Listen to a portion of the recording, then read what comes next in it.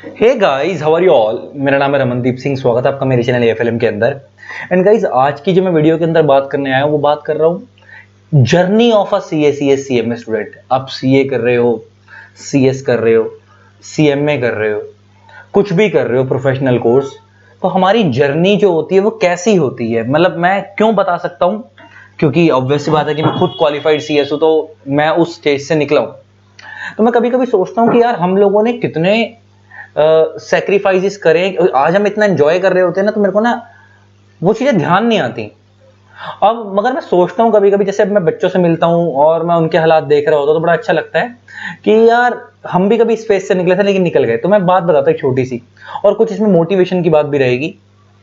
क्या होता है कि जैसे नॉर्मली कोई बच्चा 17-18 साल के अंदर आसपास ट्वेल्थ करता है। ट्वेल्थ करने के बाद वो किसी से कंसल्ट करता है कि मेरे को सीए करनी चाहिए, सीएस करनी चाहिए, सीएम में जो भी व्हाटसोएवर जो भी उसको गाइडेंस मिलती है उसके अकॉर्डिंग वो कोर्स करता है। अब तुम सोचो कि तुम्हारी जर्नी जब स्टार्ट होती है कि हम लोगों ने फाउंडेशन दिया।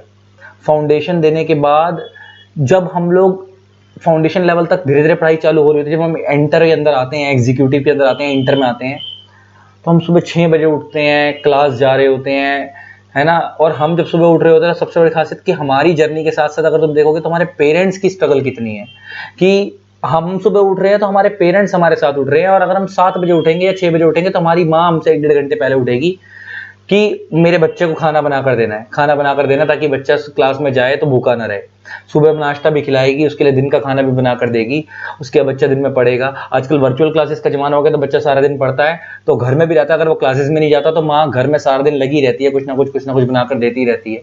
तुम सोचो कि तुम्हारी जर्नी के अंदर तुम अगर ये बोलते हो कि तुम्हारी जर्नी बहुत स्ट्रेसफुल है, तुम्हारी जर्नी में बहुत मेहनत लग रही है, तो खाली तुम्हारी अकेले की नहीं लग रही है, पूरी फैमिली तुम्हारे ऊपर टिकी हुई है। मतलब तुम्हारी फैमिली का कितना सपोर्ट है कि पेरेंट्स, पापा पैसे अरेंज कर करके दे रहे हैं कि बच्चा हमारा पढ़ ले।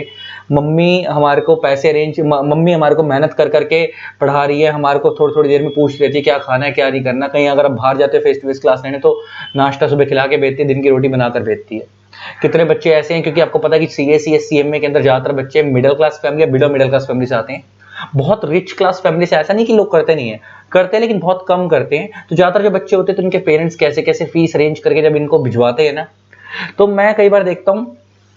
इससे एक चीज क्लियर करने वाला था आज मेरे को, एक्चुअली मैं आज कहीं देख रहा था तो मेरे को बाद में याद आई कि जब इनके पेरेंट्स कैसे कैसे फीस अरेंज करते हैं ना और ये बच्चे को पढ़ाते हैं, तो मैं देखता हूँ कि कितने बच्चे अपने माँ बाप के पैसे की कदर ही नहीं करते, और कितने बच्चे ऐसे हैं जिनके माँ बाप पैसे कैसे कैसे अरेंज कर रहे हैं और उसके बाद भी अरेंज नहीं कर पा रहे और बच्चे क्लास नहीं लगा पा रहे। और कईयों के माँ बाप ऐसे हैं जो बेचारे के पैसे दे देते लेकिन बच्चे नहीं पढ़ते। मैं तुम्हें एक बहुत छोटी चीज बताता हूँ, ये मैंने बहुत पहले अपनी किसी वीडियो में बात शेयर करी थी, और ये बात बताता हूँ तुम्हारे को। मैं बात करता हूँ, हम जब स्टूडेंट हुआ करते थे ना, जब मैं स्टूडेंट हुआ करता था, तो हमारे एक टीचर हुआ करते थे। वो एक बात बताते थे, तुम्हारे को बहुत अच्छी लगेगी। जितने बच्चे डीमोटिवेट हो रहे हैं इस जर्नी को बहुत ध्यान से सुनना।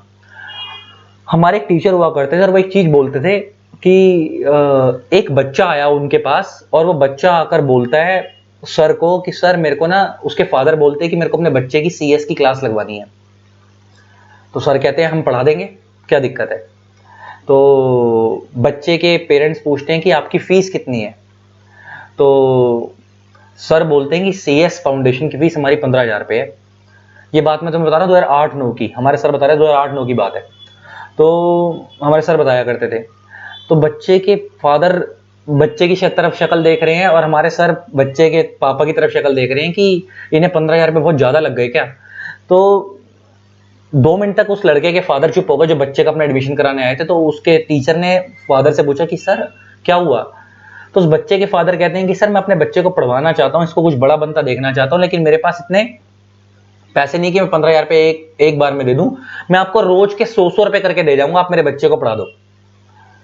अब हमारे सर बेचारे हैरानी से देख रहे हैं कि रोज के 100-100 रुपए करके दे जाएंगे यार, ऐसे कैसे।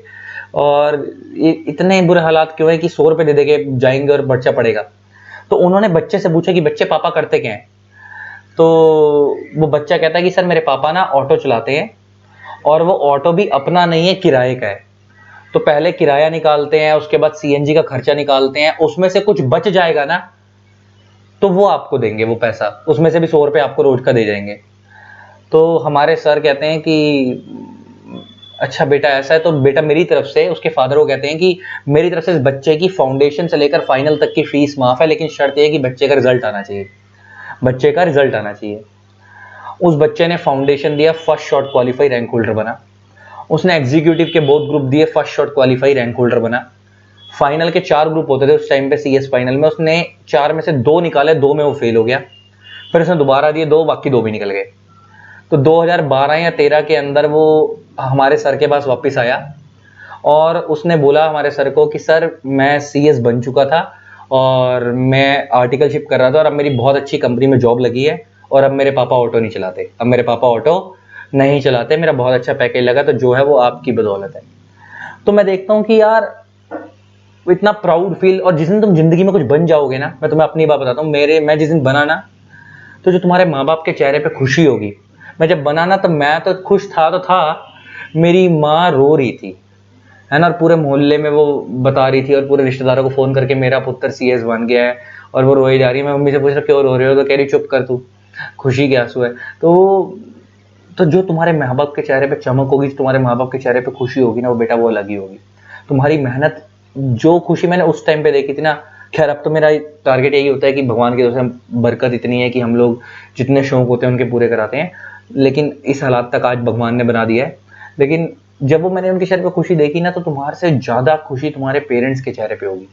और जो बच्चे फेल हो जाते हैं ना और पढ़ते नहीं इन हरकतों की वजह से, तुम्हारे माँ बाप भले ही कुछ ना बोलते, मैंने देखा बहुत सारे बच्चों के माँ बाप बोलते कोई बात नहीं बेटा, मेहनत कर अगली बार हो जाएगा। उनको नहीं पता साला उनके बच्चे ही नहीं पढ़ते, उनके बच्चे ही नहीं पढ़ते।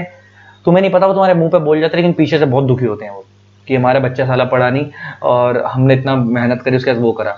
उन्हें क्या पता कि बच्चा मेहनत करता ही नहीं था, बच्चा क्लास से निकल रहा है कहीं और जा रहा है, घर के लिए निकल रहा है, घर से क्लास निकल रहा है कहीं और जा रहा है, या घर में क्लास उसने ले रखी है ऑनलाइन लेकिन पढ़ता ही नहीं है, सारा दिन नेटफ्लिक्स इन चीजों में लगा रहता है, ऑनलाइन चीजों में। तो बेटा अपने माँ बाप के पैसे की कदर करो, उनकी मेहनत की कदर करो। जिस दिन कुछ बन जाओगे ना, तो तुम्हारी तो जिंदगी सक्सेसफुल होगी होगी, तुम्हारी फैमिली की भी बहुत होगी। अगर एक पीढ़ी ने संघर्ष कर लिया ना, अगर आपने मेहनत कर ली और आपने संघर्ष कर लिया, तो आपकी जो जिंदगी बनेगी बनेगी, अपने माँ बाप के जो ड्रीम होंगे ना वो सारे पूरे करेंगे। ऐसे सोचो कि तुम्हारे पेरेंट्स कितने ड्रीम ऐसे होंगे, ऐसा नहीं है कि तुम्हें पता होगा, हर किसी को अपने घर की हालात पता होते हैं कि तुम्हारे पेरेंट्स ने कितने कुछ सेक्रीफाइस तुम्हारे लिए करे हैं, जो ये सोच के कि चल मेरा बच्चा कुछ पढ़ जाएगा ना तो बहुत है। कुछ पैसे ऐसे होंगे जो उन्होंने तुम्हारे लिए दिए होंगे, जो उनके अपने शौक होंगे जो उन्होंने अपने लिए लगाने होंगे, लेकिन तुम्हारी पढ़ाई में दे दिए कि कोई बात नहीं, पर बच्चा बन जाएगा सब वसूल हो जाएगा। तो जो उनके सपने हैं ना वो सारे पूरे करने हैं और उससे ज्यादा पूरे करने हैं। उसके लिए मेहनत करो, उनके पैसे की कदर करो। अपना जर्नी के अंदर जब तुम सुबह उठते हो और जब तुम वापस आते हो ना, सुबह से लेकर शाम तक अपनी मेहनत से ज्यादा अपनी माँ की मेहनत देखो, अपने बाप की मेहनत देखो, जो बेचारा सुबह लेकर शाम तक कमा रहा है तुम्हें पढ़ाने के लिए, है ना। और बाकी अप्स एंड डाउन हम लोग के वैसे भी कितने सेक्रीफाइसेस करते हैं। मैं देखता हूँ उन बच्चों को, बेचारे फेस्टिवल्स नहीं मना रहे, बर्थडे नहीं मना रहे, इधर उधर नहीं जा रहे, सिर्फ इसलिए कि मेरी जिंदगी कुछ बन जाए। तो मैं इन कुछ बच्चे ऐसे हैं जिनको देख के बहुत पॉजिटिविटी आती है कि यार हम भी कभी ऐसे थे। मगर मेरे को लगता है कि बिल्कुल भी ऐसे मत बनो कि तुम किसी टाइम पे कुछ भी एंजॉय मत करो। फेस्टिवल के टाइम पे फेस्टिवल एंजॉय करो, फैमिली फंक्शन टाइम पे करो, लेकिन वो स्लीपलेस नाइट्स भी होंगी, लेकिन वो सब समय के हिसाब से होंगी। अगर आप बैलेंस हर चीज करके चलोगे तो जिंदगी में सब कुछ मैनेज करके चल सकते हो। तो अपनी जर्नी को इतना फ्रूटफुल बनाओ कि वो पढ़ाई तक तो अच्छी रहे, आगे भी अच्छी रहे, और तुम्हारी जिंदगी सुधरे तो तुम्हारे घर वालों की भी जिंदगी सुधरे, है ना। और ये मेरा वादा है, जिस दिन कुछ बन जाओगे, मम्मी को बोलोगे ना मम्मी मैं सीए बन गया, सीएस बन गया, सीएमए बन गया, जो भी कर रहे हो, तो उनके चेहरे पे खुशी देखना, ना वो रो पड़े ना मेरे को बताना। और पापा तो ज्यादा एक्सप्रेस नहीं करते, तो मगर देखना उन लोगों के चेहरे पे खुशी, कुछ अंदर से लगेगा कि मैंने जिंदगी में कुछ करा है। और मैं तो हमेशा बोलता हूँ, नाम और सरनेम दुनिया लेके घूमती है, नाम के आगे कुछ लगा लोगे वो तुम्हारा है। लाइक रमनदीप सिंह मेरे को मेरे फादर ने दिया, सीएस रमनदीप सिंह मैंने अपने आप को दिया, है ना। तो जिंदगी में बड़ा सोचोगे तो बड़ा होगा। और जितने आज संघर्ष लग रहे हैं, जितनी आज डिफिकल्टीज लग रही हैं बेटा, वो सब वसूल हो जाएंगी। बस मेहनत करो और उनकी कदर करो और अपनी मेहनत की भी कदर करो। कहीं ऐसा ना हो कि 2-3 साल अपना माइंड डिस्ट्रैक्ट कर लो, यही पढ़ने की उम्र है, उसके बाद कहीं ऐसा ना हो कि 2-3 साल अपना माइंड डिस्ट्रैक्ट हो जाए, उसके बाद लगे यार मैंने क्या कर लिया जिंदगी में। फिर घर वाले बड़ी मुश्किल से पढ़ा रहे हैं, ना तो उनके पास पढ़ाने को पैसा होगा, ना तुम्हारे पास पढ़ते हुए तुम्हें शर्म आएगी, फिर तुम इधर उधर धक्के खाओगे, नौकरियां करोगे कॉल सेंटर में। तो जो अपॉर्चुनिटी मिल रही है उसको उस टाइम पे यूज करो और सक्सेसफुली उसको इम्प्लीमेंट करो चीज़ों को, और भगवान ने चाहा तो देखना सब अच्छा होगा, है ना। मेहनत करो डट के, और कसम खा लो कि जिसका जो भी अटेम्प्ट है, दिसंबर में सीए का भी आ रहा है, सीएस का भी आ रहा है, सीएमए का भी आ रहा है, कि जो भी ग्रुप दे रहे हो, जितनी भी मेहनत करिए, डबल 2 ग्रुप दे रहे हो तो 2 ग्रुप निकले, सिंगल ग्रुप दे रहे हो सिंगल निकले, दोगे तो निकले ही। ऐसी मेहनत करनी है कि मैं निकाल के ही रहूंगा या निकाल के ही रहूंगी, जो मर्जी हो जाए, पीछे नहीं हटना, ठीक है। कुछ टाइम की मेहनत रह गई है, फटाफट इसको, कोई डिस्ट्रैक्ट नहीं होना, इधर उधर आप कुछ मत जाओ, अब सिर्फ अपनी पढ़ाई पर फोकस करके पेपर दे दो। ऑल द बेस्ट, बाकी भगवान ने चाहो सब अच्छा होगा, ठीक है। चलो, इसी तरीके से वीडियोस को प्यार देते रहें, कीप लविंग कीप सपोर्टिंग, दिल छोटा नहीं करना है, और मेहनत करो डट के, रिजल्ट भी आएगा बहुत अच्छा, ठीक है। चलो, लव यू ऑल, और इसी तरीके से वीडियोस को प्यार देते रहे, keep loving keep supporting, thanks a lot, bye bye. जिन लोगों ने अभी तक चैनल को सब्सक्राइब नहीं करा, सब्सक्राइब कर देना, साथ में बेल आइकन को प्रेस कर देना, ताकि आपको मेरे न्यू वीडियोस की नोटिफिकेशन मिलती रहे। टाटा।